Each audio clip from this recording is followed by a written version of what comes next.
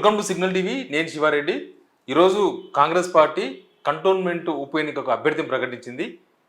అందరూ కాంగ్రెస్ పార్టీలో ఉన్న సీనియర్లు, కాంగ్రెస్ పార్టీలో ఉన్న దళిత సామాజిక వర్గ నేతలు ఆశించినట్లుగా కాకుండా కొత్త అభ్యర్థికి అవకాశం ఇచ్చింది కాంగ్రెస్ పార్టీ. ఆయన Shri Ganesh. Just 15 days back Revanth Reddy కండవ కప్పి ఆయన కాంగ్రెస్లో చేర్చుకున్నారు. ఆయన బీజేపీ నుంచి 3 నెలల క్రితం జరిగిన ఎలక్షన్స్లో బీజేపీ నుంచి ఆయన అభ్యర్థిగా పోటీ చేసి ఓడిపోయినరు. గద్దరన్న బిడ్డ లాస్ట్ టైం కాంగ్రెస్ నుంచి అక్కడి నుంచి పోటీ చేసింది. అంటే ఇక్కడ ఈరోజు గద్దరన్న శరీరంలో తూటా దిగిన రోజు 1997 ఏప్రిల్ 6. అప్పుడు చంద్రబాబు నాయుడు గవర్నమెంట్ ఉండే. అప్పుడు గద్దరన్న బాడీలో తూటా దిగింది. ఈరోజు గద్దరన్న కుటుంబం బాడీలో తూటా దిగినట్టుగా కనిపిస్తుంది. పార్టీ సీనియర్ నేతలందరూ కూడా గద్దరన్న బిడ్డకు అవకాశం మళ్ళీ కల్పించాలి, గద్దరన్న బిడ్డకు మళ్ళీ అవకాశం కల్పిస్తే ఎమ్మెల్యే అయ్యే అవకాశం ఉంటుంది, వెన్నెలకు అవకాశం ఇస్తేనే ఆమె గద్దర్ బిడ్డగా మొన్న పోటీ చేసి ఓడిపోయింది కాబట్టి కొంత సింపతి ఉంటుంది, గద్దరన్న కుటుంబాన్ని కూడా కాంగ్రెస్ ఆదుకున్నట్టు ఉంటుంది, ఒక చట్టసభలో గద్దరన్న ఫ్యామిలీకి అవకాశం దొరికినట్టుంటుందని ఢిల్లీ దాకా ప్రయత్నం చేసిండ్రు. భట్టి విక్రమార్క లాంటి డిప్యూటీ సీఎం, పార్టీలో ఉన్న సీనియర్ నేతలందరూ గద్దరన్న బిడ్డకి టికెట్ ఇప్పించేందుకు చాలా చాలా ప్రయత్నాలు చేసిండ్రు. కానీ అది జరగలేదు. గద్దరన్న బిడ్డకి ఎందుకు అవకాశం ఇవ్వలేదో తెలియదు. అక్కడి నుంచి శ్రీ గణేష్ని చేర్చుకున్నప్పుడు కొంత చర్చ జరిగింది. గద్దరన్న బిడ్డ ఉన్నాక మళ్ళీ శ్రీ గణేష్ని ఎందుకు చేర్చుకుంటున్నారు, డబ్బులను చేర్చుకోవడం కాంగ్రెస్ అలవాట, ఇది డబ్బులున్న వాళ్ళకి అవకాశాలు ఇస్తారా, డబ్బులు లేని గద్దర్ బిడ్డకు వెన్నెలకు అవకాశం రాదా మళ్ళీ అన్న చర్చ కూడా జరిగింది. కాకపోతే గతంలో మనం చూస్తున్న ఈ ఫోటోలన్నీ అవే. కాంగ్రెస్ అసెంబ్లీ ఎలక్షన్స్ ప్రచారంలో గద్దరన్నను మామూలుగా వాడుకోలే. గద్దరన్న ఏదో కాంగ్రెస్ పుట్టినప్పటి నుంచి కాంగ్రెస్లో ఉన్నట్టుగా, గద్దరన్న ఫ్యామిలీ అంతా కాంగ్రెస్ ఫ్యామిలీ అన్నట్లుగా, కాంగ్రెస్ గద్దరన్న రక్తం బాడీలో ఉన్నది మొత్తం కాంగ్రెస్ రక్తం అన్నట్లుగా దాన్ని అట్లా వాడేసిండ్రు. రాహుల్ గాంధీ వచ్చినప్పుడు మన ఫొటోస్ అవే ఇవన్నీ కూడా. గద్దరన్ను రాహుల్ గాంధీ అలుముకున్న ఫోటో, ఇటు ముద్దు పెడుతున్న ఫోటో, రాహుల్ గాంధీకి గద్దరన్న ముద్దు పెడుతున్న ఫోటో. ఇక్కడ చూడండి, ఇక్కడ గద్దరన్నకు సంబంధించిన బుక్స్ ఏదో రిలీజ్. ఇక్కడ వెన్నెల నిలబడ్డారు గద్దరన్న బిడ్డ. లాస్ట్ టైం పోటీ చేసినప్పుడు ఈమెకు కంటోన్మెంట్లో 20,888 ఓట్లు వచ్చినాయి. అక్కడ తీవ్రమైన పోటీ. పక్క సాయన్న బిడ్డ అక్కడ నుంచి బీఆర్ఎస్ నుంచి పోటీలో ఉండే సింపతి, సాయన్న చనిపోయింది కాబట్టి ఆ సింపతి వర్కౌట్ అవుతుందని బీఆర్ఎస్ లాస్యన్నంతకు అవకాశం ఇచ్చారు. లాస్యన్నంత యాక్సిడెంట్లో చనిపోయిన తర్వాత నెక్స్ట్ ఉప ఎన్నిక ఎట్లా వస్తుంది, ఆ ఉప ఎన్నికల్లో ఖచ్చితంగా గద్దరన్న బిడ్డ వెన్నెలనే కాంగ్రెస్ అభ్యర్థి ఉంటుంది. ఈసారి ఖచ్చితంగా ఎమ్మెల్యే అవుతుంది, చట్టసభల్లో అడుగు పెడతారు, అసెంబ్లీకి వస్తారు, గద్దరన్న కల కూడా నెరవేరుతుందని అందరూ ఆశించారు. కానీ శ్రీ గణేష్ రీసెంట్గా కాంగ్రెస్లో చేర్చుకున్నారు. రేవంత్ రెడ్డి సమక్షంలో చేర్చుకున్నారు. చేరంగానే ఆయనకు టికెట్ వెళ్ళిపోయింది.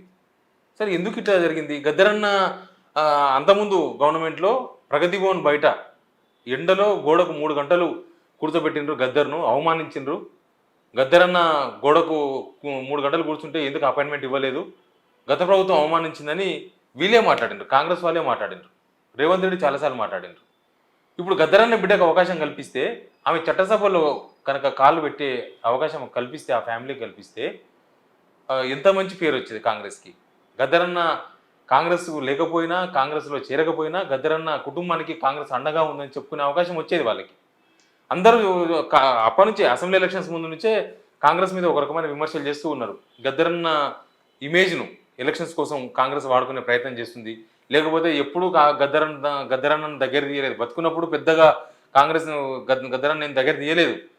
అవసరానికి వాడుకోనికి గద్దరన్న చనిపోయిన తర్వాత ఆ చావు సందర్భంలో, లేకపోతే ఎలక్షన్స్ టైంలో గద్దరన్నను వాడుకున్నారా? గద్దరన్నను వాడుకోనికే ఇదంతా నడిపిస్తుందా కాంగ్రెస్? ఓట్ల కోసమా ఇదంతా? గద్దరన్న అభిమానులు, గద్దరన్న ఫాలోవర్సు, గద్దరన్న సింపథైజర్సు వాళ్ళ ఓట్ల కోసం ఇదంతా నడిపిస్తుందా? లేదా కేసీఆర్ అక్కడ అవమానించని చెప్తున్నాం కాబట్టి మనం ఏదో చేస్తున్నట్టుగా ప్రదర్శించే ప్రయత్నాలు చేసిందా కాంగ్రెస్? ఇట్లాంటి అనుమానాలు చాలా ఉన్నాయి. ఇప్పుడు కనుక వెన్నెలకు ఒకవేళ అవకాశం కల్పించితే అట్లాంటి వాటికి అన్నిటికీ సమాధానం దొరికేది. అప్పుడు జరిగిన అవమానం వేరు. ఇప్పుడు కాంగ్రెస్ నిజంగానే గద్దరన్న ఫ్యామిలీకి అండగా ఉంది, గద్దరన్న ఫ్యామిలీ నుంచి ఒక ఎమ్మెల్యేని చేస్తుంది కాంగ్రెస్, ఇవన్నీ చెప్పుకునే అవకాశం వీళ్ళకి దక్కేది. ఇన్ని రోజులు విమర్శలు చేసిన వాళ్ళ నోట్లు మూతపడేది. కానీ ఇప్పుడు వాళ్ళు చేసిన విమర్శలే కరెక్ట్. గద్దరన్న ఫ్యామిలీని, గద్దరన్న ఇమేజ్ను ఎలక్షన్స్ కోసం, ఓట్ల కోసం కాంగ్రెస్ వాడుకుంది అని ఇన్ని రోజులు చేసిన విమర్శలు, ఆరోపణలు అదే కరెక్ట్ అన్నట్లుగా వ్యవహరించింది. గద్దరన్న బిడ్డకు టికెట్ ఇవ్వడానికి కారణాలు నాకు తెలిసి కాంగ్రెస్ దగ్గర ఏమి ఉండకపోవచ్చు. శ్రీ గణేష్కు టికెట్ ఇవ్వడానికే కారణాలు కూడా లేకపోవచ్చు. కేవలం డబ్బులు లేని శ్రీ గణేష్కు టికెట్ ఇచ్చిందా కాంగ్రెస్? ఇప్పుడు డబ్బులు లేవని గద్దరన్న బిడ్డ వెన్నెలను పక్క జరిపిందా? గద్దరన్న కుటుంబానికి వెన్నుపోటు వచ్చింది కాంగ్రెస్ అనే వచ్చే విమర్శలకు విమర్శలు చేసే వాళ్ళకి కాంగ్రెస్ ఏం సమాధానం చెప్తుంది? అంటే గద్దరన్న ఇమేజ్ను గద్దరన్న ఫ్యామిలీని అవసరానికి వాడుకొని కరియాపాకలకు తీసి బయటపడేస్తా కాంగ్రెస్? ఇట్లాంటి విమర్శలు వస్తాయి. ఇట్లాంటి విమర్శలకు కాంగ్రెస్ ఖచ్చితంగా అవన్నీ భరించాల్సిందే. ఇప్పుడు అంతకుముందు గవర్నమెంట్లో అవమానించిందని చెప్పినప్పుడు మనం అది జరగకుండా చూసుకోవాలి కదా కాంగ్రెస్ ప్రభుత్వం. ఇప్పుడు వచ్చిన తర్వాత ఇది నంది అవార్డుని తీసి గద్దర్ పేరు పెట్టి గొప్పగా చెప్పుకున్నారు. నంది అవార్డు గద్దరన్న పేరు ఎవరు పెట్టమని అడిగినారో తెలియదు, సినిమా వాళ్ళు ఎవరు అడగలేదు, దాన్ని యాక్సెప్ట్ కూడా కాలేదు. గద్దరన్న పేరు చెప్తే అవార్డుకు గద్దరన్న పేరు చెప్తే ఇప్పటి వరకు సినిమా వాళ్ళు ఒక్కరు కూడా యాక్సెప్ట్ చేయలేదు. దానికి మాత్రం కాంట్రవర్సీ సబ్జెక్టుకు గద్దరన్న పేరు పెట్టిండ్రు. గద్దరన్న బిడ్డకు మాత్రం వెన్నుపోటు వచ్చిండ్రు. గద్దరన్న బాడీలో తూట్లు, అప్పుడు బుల్లెట్లు అప్పుడు ముఖ్యమంత్రిగా ఉన్న చంద్రబాబు నాయుడు గవర్నమెంట్లో జరిగితే ఇప్పుడు రేవంత్ రెడ్డి గవర్నమెంట్లో ఆయన ఫ్యామిలీకి తూట్లు పొడిచిండ్రు అన్న విమర్శలు ఆల్రెడీ స్టార్ట్ అయినాయి. సోషల్ మీడియాలో ఎందుకు వెన్నెలకు టికెట్ ఇవ్వలేదని ప్రశ్నలు వస్తున్నాయి. కాంగ్రెస్ నుంచి ఏం సమాధానం చెప్తారో తెలియదు. బట్ సమాజానికి అయితే ఖచ్చితంగా సమాధానం చెప్పాల్సి ఉంటుంది. గద్దరన్న ఫ్యామిలీని కాంగ్రెస్ అవమానించింది, గద్దరన్న ఫ్యామిలీకి వెన్నుపోటు పొడిచింది, గద్దరన్న బిడ్డ తూట్లు పొడిచింది, గద్దరన్న కుటుంబాన్ని వాడుకుని వదిలేసింది కాంగ్రెస్ అనే విమర్శలకు కాంగ్రెస్ ఎట్లాంటి ఆన్సర్ ఇస్తుంది? కాంగ్రెస్ నుంచి ఎవరు మాట్లాడతారు? ఇన్ని రోజులు గద్దరన్న బిడ్డ వెన్నెలకు టికెట్ ఇవ్వాలి, ఆమెను గెలిపించుకోవాలని ప్రయత్నం చేసిన ఆ పార్టీలోని దళిత సామాజిక వర్గ బిడ్డలు, ఆ పార్టీలో ఉన్న సీనియర్ నేతలు దీని మీద ఎట్లా రెస్పాండ్ అవుతారో చూద్దాం.